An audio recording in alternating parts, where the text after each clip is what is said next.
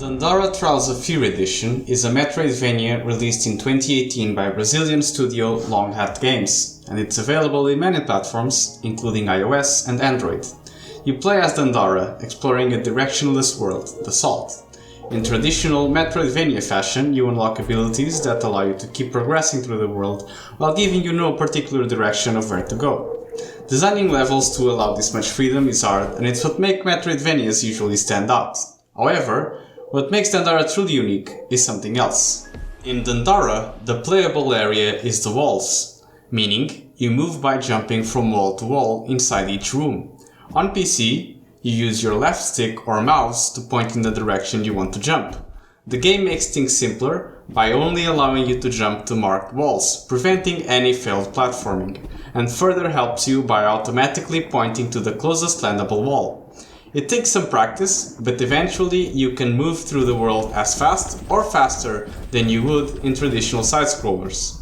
However, in this new movement paradigm, traditional platforming level design remains. There are still places you can't travel directly through, like an old school pit you have to find a way around. There are still moving platforms and obstacles, there are still hazards you need to avoid stepping on, there are still switches, doors needing to slow down because the level is complex, needing to speed up because something is coming at you and you need to dodge to the right place. It's all still there, but from a new perspective. Space is the same, it's still a sequence of rooms, but now you're an astronaut on the space station. Up, down, left, right don't really exist, only on the map or whatever the developers decided to show with the camera. To complement the complex movement, combat is very simple. You shoot your gun, it needs to charge for a little bit, and its range is limited, which kind of forces you to use the movement. Positioning is very important, since you need to fight from a place where it's hard to hit you, while also staying in range. On top of that, enemies aren't passive, so oftentimes you will have to dodge and counter, even against weaker enemies.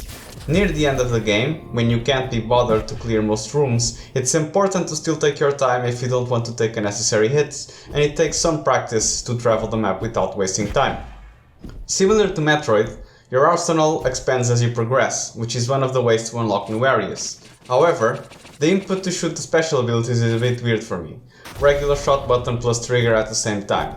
To me it was unnecessarily hard to use, and it made me use them a lot less often, almost skipping them entirely during combat. That aside, the weapons you get are quite cool. They aren't just upgrades that increase your damage and unlock doors, they are powers that increase your options in and out of combat. There are some mechanics that aren't that rare these days, like the traditional Metroidvania checkpoint, the traditional RPG leveling system, the ability to heal yourself with potions, and if you die, you lose all of your currency, losing it permanently if you don't pick it back up before you die again. These are some examples, but there are plenty of other features that you would expect from other games, including accessibility options. If you're having a hard time, you can add more checkpoints, and there are also some in-game cheats. According to the game, these assists will not stop you from getting achievements, but they will be marked differently in the list of saved files. All in all, Dandara is a game like no other.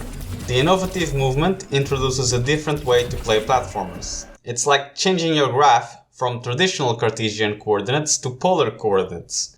It's confusing at first, but you soon understand why it exists. In this case, it was probably to allow the game to be easier to play on mobile devices. And I'm sure it's as great a game on those platforms as it is on computers and consoles. If you got it for free on the Epic Games Store, just go play it already. It's as free as it gets. If you didn't, the game sits at a quarter of the price of a flagship title. I promise it's worth it.